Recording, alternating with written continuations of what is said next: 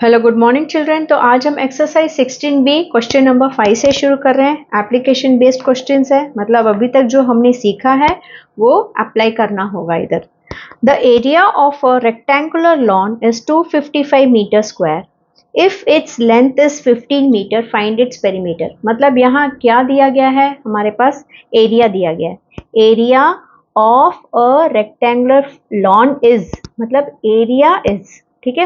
Area कितना है 255 metre square. Length is, मतलब लेंथ इक्वल टू 15 मीटर, और हमसे पूछा गया है पेरीमीटर। तो देखिए बच्चों, अगर हम ये रेक्टेंगुलर एक फिगर ड्रॉ कर लेते हैं, ये हमारा रफ वर्क होगा। एरिया, मतलब एरिया का फॉर्मूला क्या है, area of a rectangle is length into breadth. मतलब लेंथ को और ब्रेथ को मल्टीप्लाई करके हमें 255 मिल रहा है, बरोबर। और लेंथ हमारे पास 15 है, so length is equal to 15। तो हमें ब्रेथ फाइंड आउट करना है, तो एरिया की जगह हम 255 लिखेंगे, लेंथ की जगह हम 15 और ब्रेथ फाइंड आउट करना है। तो 15 को जब हम इस साइड से यहाँ लेके आएंगे तो मल्टीप्लिकेशन है, इधर आएगा तो डिवाइड होगा। So 255 divided by 15 is equal to breadth. So अगर हम लॉन्ग डिविजन करें 255 को 17 1 जार 17, 8 रिमाइंडर, 17 5 जार 85। सो हमें मिल रहा है 15 से डिवाइड करना है, तो हमें मिलेगा, सॉरी चिल्ड्रन, 255 को 15 से डिवाइड करना है। सो 15 1 जार 15, 105, 15 7 जार 105, तो हमें मिल रहा है answer 17। So 17 is equal to breadth. तो ये सेंटीमीटर में है, हाँ सॉरी मीटर में है, तो 17 मीटर ब्रेथ है। अब हमसे पेरीमीटर पूछा गया है, तो पेरीमीटर ऑफ द रेक्टेंगल का फॉर्मूला लगाएंगे। Perimeter is equal to 2L plus B. 2L हमारे पास है 15, प्लस अभी हमने ब्रेथ फाइंड आउट किया 17, तो जो ब्रैकेट के अंदर है पहले हम उसे ऐड करेंगे। 15 प्लस 17 इज 32, और ब्रैकेट का मतलब है 60, multiplication 2 into 32 is 64 metre. So perimeter हमारा है 64 मीटर। नेक्स्ट क्वेश्चन देखते हैं। The area of a rectangular lawn is the same as the area of an 18 metre long square. मतलब जो एरिया ऑफ रेक्टेंगल है वो एरिया ऑफ स्क्वायर के बराबर है, और एरिया ऑफ अ स्क्वायर में साइड दिया गया है। तो बच्चों एक साइड दिया गया है तो बस हो गया, क्योंकि सारे साइड्स तो इक्वल होते हैं। और रेक्टेंगल का हमें लेंथ पता है। If the length is 27 find its perimeter. तो पहले जो हमारे पास इंफॉर्मेशन है वो लिख लेते हैं। एरिया ऑफ अ क्या है, एरिया ऑफ अ साइड, नहीं एरिया नहीं दिया है हमें, साइड ऑफ द स्क्वायर दिया गया है। Side of the square is 18 metre, और लेंथ ऑफ रेक्टेंगल दिया गया है 27। So length of the rectangle 27, और हमसे पेरीमीटर पूछा गया है। और कंडीशन क्या है, area of rectangular lawn is the same as area of 18 metre long square. तो ये हम लिख लेते हैं, area of rectangle is equal to area of square, बरोबर है ना। अब एरिया ऑफ रेक्टेंगल कैसे हमें फाइंड आउट करते हैं, लेंथ इंटू ब्रेथ। और एरिया ऑफ स्क्वायर कैसे फाइंड आउट करते हैं, साइड इंटू साइड, है ना। अब लेंथ ऑफ रेक्टेंगल दिया गया है तो मैं यहाँ 27 लिखूंगी, ब्रेथ हमें फाइंड आउट करना होगा। अब साइड ऑफ द स्क्वायर 18 है, तो सारे साइड्स ही 18 होंगे, क्योंकि स्क्वायर में तो सारे साइड्स इक्वल होते हैं। सो 18 इंटू 18। तो अब बच्चों दो तरीका है, आप 18 इंटू 18 324 कर सकते हो, फिर 27 को यहाँ लाओगे तो मल्टीप्लिकेशन डिवाइड हो जाएगा, फिर 324 डिवाइड बाई 27 करोगे तो आपको ब्रेथ मिलेगा। लेकिन इससे भी आसान तरीका है, ब्रेथ को इधर ही रखते हैं, 18 इंटू 18 भी इधर ही रखते हैं, 27 को यहाँ लाते हैं, तो ये जो मल्टीप्लिकेशन है यहाँ डिवीजन होगा। हम इसलिए ऐसे कर रहे हैं ताकि हम 18 इंटू 18 ना करें और 27 से डिवाइड न करें। इससे अच्छा है हम कैंसिलेशन पे उतर आए। 9 दोनों का फैक्टर है, 9 2 जार 18, 9 3 जार 27, 18 और 3 का फैक्टर है 3, 3 1 जार 3, 3 6 जार 12। तो इस तरह हमें लॉन्ग मल्टीप्लिकेशन और डिवीजन से बचकर आसानी से ब्रेथ हमें मिल गया। सो ये क्या है, मीटर है, तो हमें यहाँ मीटर लिखना होगा, तो हमें ब्रेथ मिल गया। अगर हमें ब्रेथ मिल गया तो पेरीमीटर फाइंड आउट करना आसान है। P इज इक्वल टू, ये रेक्टेंगल है तो 2L plus B, find its perimeter, तो लेंथ का ही होगा। 2L क्या है, L हमें क्वेश्चन में दिया गया 27, ब्रेथ क्या है अभी हमने फाइंड आउट किया 12, सो 17, 27 प्लस 12 इक्वल्स टू 2, इन दोनों को ऐड करेंगे तो 39, ब्रैकेट का मतलब है मल्टीप्लीकेशन, 2 इंटू 39 इज 78 मीटर।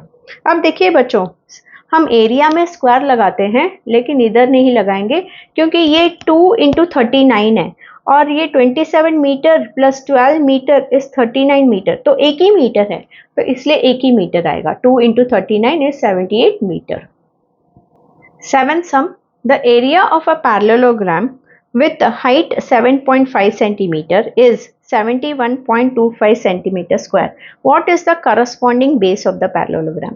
अब देखिए बच्चों, area of parallelogram with height 7.5 centimeter, तो ये height कर दीजिए, height 7.7, हाइट इज 7.5, इसको हाइट कीजिए तो आपको पता चलेगा area of a parallelogram is 71.25, मतलब एरिया ऑफ पैरेललोग्राम दिया गया है, हाइट भी दिया गया है, हमें बेस फाइंड आउट करना है। तो अगर आप ये डायग्राम ड्रॉ करोगे तो ऐसा you can understand from this is your base and when you extend this base और इस कॉर्नर से इधर 90 डिग्री का लाइन डालोगे तो ये आपका हाइट है।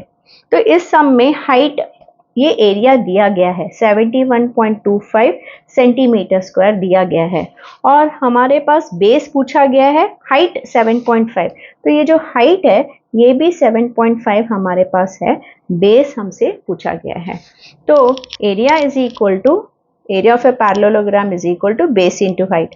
अब एरिया दिया गया है तो एरिया के जगह पे हम 71.25 लगाएंगे, बेस हमें फाइंड आउट करना है, हाइट है 7.5, तो जब ये मल्टीप्लाई बाय 7.5 इधर आएगा तो डिवाइड हो जाएगा, 71.25 divided by 7.5 is equal to base. अब देखिए बच्चों, डिवीजन के लिए हमने सीखा है डेसिमल्स में डिनोमिनेटर में, अगर अभी मैं इसे डिवाइड करना चाहूँ तो डिनोमिनेटर में डेसिमल नहीं होना चाहिए, तो इसे डेसिमल को निकालने के लिए डेसिमल के बाद एक नंबर है तो मुझे 10 से मल्टीप्लाई करना होगा जिससे ये डेसिमल गायब हो जाए। सो 71.25 7.5 इंटू 10 करूंगी, क्यों इंटू 10, क्योंकि डेसिमल के बाद एक नंबर है तो नीचे इंटू 10 किया तो ऊपर भी इंटू 10 ही करना होगा, ऐसे नहीं इंटू 100 कर रहे हो मैडम हम इसका भी डेसिमल निकाल रहे, नहीं, फिर वो इक्विवेलेंट नहीं होगा, क्वेश्चन रॉन्ग हो जाएगा। नीचे डिनोमिनेटर का डेसिमल निकालना ही हमारा एम होना चाहिए, ऊपर का नहीं।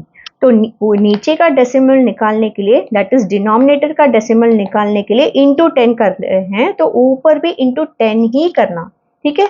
तो इंटू 10 करेंगे तो 1 0, तो डेसिमल एक प्लेस इस तरफ आ जाएगा, तो ये बन गया डेसिमल, यहाँ आ गया तो ये बन जाएगा 75.0। हम 75.0 को 75 भी तो लिख सकते हैं, ये भी 1 0 के वजह से डेसिमल एक नंबर इस तरफ आ जाएगा, तो 71.25 से 712.5 बन जाएगा, ठीक है। Decimal has moved 1 place towards the right because we are multiplying by 10। अब इसे आप लॉन्ग डिवीजन कीजिए, 75 को 712.5 से डिवाइड कीजिए, 75 9s are is 675, सब्ट्रैक्ट करोगे तो हमें मिलेगा 37। अब ये 5 को नीचे लाने से पहले डेसिमल होकर हम 5 को ला रहे हैं, सो डेसिमल को क्रॉस कर रहे हैं तो डेसिमल को ऊपर लगा के फिर 5 को लेके आएंगे नीचे, 75 5s are 375, so answer is 9.5। तो ये 9.5 क्या है, हम क्या फाइंड आउट कर रहे हैं अभी तक, ब्रेथ, तो this is your breadth, 9.5 centimetre is your breadth, not breadth, sorry, base, okay, ठीक है। अब नेक्स्ट, अब what is the altitude corresponding to the side of length 8.5 centimeter in a parallelogram whose area is 34 centimeter। अब altitude का meaning height होता है बच्चों, अगर आपको याद रखना है तो इसके ऊपर पेंसिल से h लिख दीजिए, altitude is nothing but height, ठीक है। अब इसका भी साइड दिया गया है तो हाइट दिया गया है, हाइट पूछा गया है, मतलब ये क्या होगा, पैरेललोग्राम में 3 ही होते हैं। पैरेललोग्राम में एरिया होता है, area of parallelogram, base of parallelogram into height of parallelogram. अब ऑल्टीट्यूड को हाइट बोलते हैं, तो ऑल्टीट्यूड पूछा गया है हमसे और एरिया भी दिया गया है। So this is also given, this is also, नहीं, ऑल्टीट्यूड पूछा गया, एरिया दिया है, तो ये बेस क्या है, ये base he side of length है। इस तरह से आप फाइंड आउट कर सकते हो। ठीक है, व्हाट इज द ऑल्टीट्यूड, मतलब क्या, हाइट पूछा गया है, so height we have to find out, height is nothing but altitude, so we have to find out height. और एरिया इज 34 सेंटीमीटर स्क्वायर, मतलब एरिया भी दिया गया है, मतलब ये जो सेकेंड होगा बेस, ये यही होगा, साइड ऑफ लेंथ 8.5 सेंटीमीटर। तो आपका डायग्राम कुछ इस तरह होगा। ऑल्टीट्यूड आपसे पूछा गया है और एरिया क्या है, 34 centimetre, so area is given 34 centimetre square and side of length 8.5, सो ये है साइड ऑफ लेंथ 8.5। ठीक है, तो इस तरह से आप क्वेश्चन से समझ सकते हो कि आपके पास क्या इंफॉर्मेशन दिया गया है और क्या पूछा गया है। तो एरिया हमारे पास है 34 सेंटीमीटर स्क्वायर, एरिया के जगह पे लिखूंगी। बेस स्लीपिंग लाइन ये भी हमारे पास है 8.5 और हाइट हमसे पूछा गया है दैट इज ऑल्टीट्यूड, तो हम हाइट फाइंड आउट करेंगे। इस सम की तरह जैसे हम यहाँ लेके आए तो डिवाइड हो गया, उसी तरह ये भी यहाँ आएगा तो ट्रांसपोज करते वक्त डिवीजन हो जाएगा। तो ये इधर लेके आ गए तो क्या बच गया, हाइट, तो ये सॉल्व करेंगे तो हमें ऑल्टीट्यूड मिल जाएगा।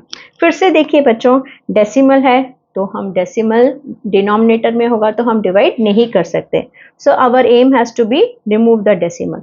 तो 8.5 को किससे हम मल्टीप्लाई करेंगे, तो डेसिमल निकल जाएगा इंटू 10, क्योंकि ये डेसिमल के बाद एक नंबर है तो ऊपर भी 10 से ही मल्टीप्लाई करना है।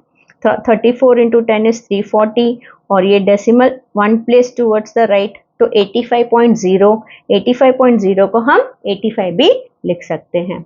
अब 340 को 85 से डिवाइड करते हैं, 85 को अगर हम 340 से डिवाइड करें, 85 4s are 340, so 4 is your answer और 4 ही हमारा ऑल्टीट्यूड है। सो ऑल्टीट्यूड इज 4 सेंटीमीटर। अब नेक्स्ट क्वेश्चन देखिए, What is the area of a square if its perimeter is 64? मतलब पेरीमीटर काय का दिया है, स्क्वायर का ही दिया गया है, ये समझ लेना चाहिए। ठीक है, क्योंकि एरिया ऑफ अ स्क्वायर पूछा गया है और उसका पेरीमीटर दिया गया है, तो वो हमने इंफॉर्मेशन यहाँ लिख लिया है। एरिया ऑफ अ स्क्वायर पूछा गया है और पेरीमीटर दिया गया है। बच्चों पेरीमीटर दिया गया है तो हम फर्स्ट पेरीमीटर का फॉर्मूला लगाएंगे। Perimeter of a square is 4 into side. अब पेरीमीटर की जगह हम क्या लिखेंगे, 64, और 4 से अगर ये 4 मल्टीप्लाइड है तो इसे इस तरफ लेके आ जाएंगे तो डिवाइड हो जाएगा। तो हम डिवाइड करके पहले साइड ऑफ स्क्वायर पता करते हैं। 4 1s are 4, 16s are 64, so 16 centimetre is the side of a square. अब हमें अगर साइड पता चल गया है तो हमें एरिया भी मिल जाएगा, क्योंकि एरिया ऑफ अ स्क्वायर का फॉर्मूला क्या है, साइड इंटू साइड, और साइड अभी हमने पता किया है 16, सो 16 इंटू 16 इज 256 सेंटीमीटर स्क्वायर, क्योंकि 16 सेंटीमीटर को हम 16 सेंटीमीटर से मल्टीप्लाई कर रहे हैं तो centimetre into centimetre is centimetre square. जैसे लॉ ऑफ एक्सपोनेंट्स में हमने सीखा था x into x is x square, इसी तरह centimetre into centimetre is centimetre square. तो इस तरह से पेरीमीटर से पहले हम साइड को फाइंड आउट करेंगे, फिर साइड इंटू साइड करेंगे तो हमें एरिया मिल जाएगा। 10th सम देखते हैं। A father wishes to distribute his 2-hectare field equally among his 4 sons। मतलब एक बाप अपना 2 हेक्टर का फील्ड 4 सन्स में बांटना चाहता है इक्वली।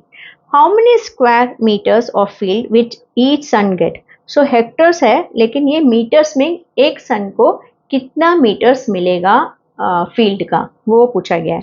और हिंट मतलब हमें दिया गया है conversion, 1 hectare is 10,000 metre square, तो यही हम यूज करेंगे। देखिए बच्चों, 10th sum, 1 hectare is equal to 10,000 metre square हमारे पास इंफॉर्मेशन है, और उसके पास कितना मीटर है, फादर के पास 2 हेक्टर्स, तो वो 2 हेक्टर्स को बेचना चाहता है।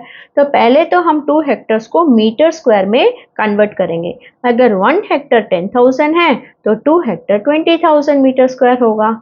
तो इसे वो इक्वली डिस्ट्रीब्यूट करना चाहता है। बच्चों जब भी हम कोई चीज़ इक्वली डिस्ट्रीब्यूट करते हैं तो क्या करते हैं, division. So because he is dividing it between his 4 sons, तो 4 से डिवाइड करना होगा।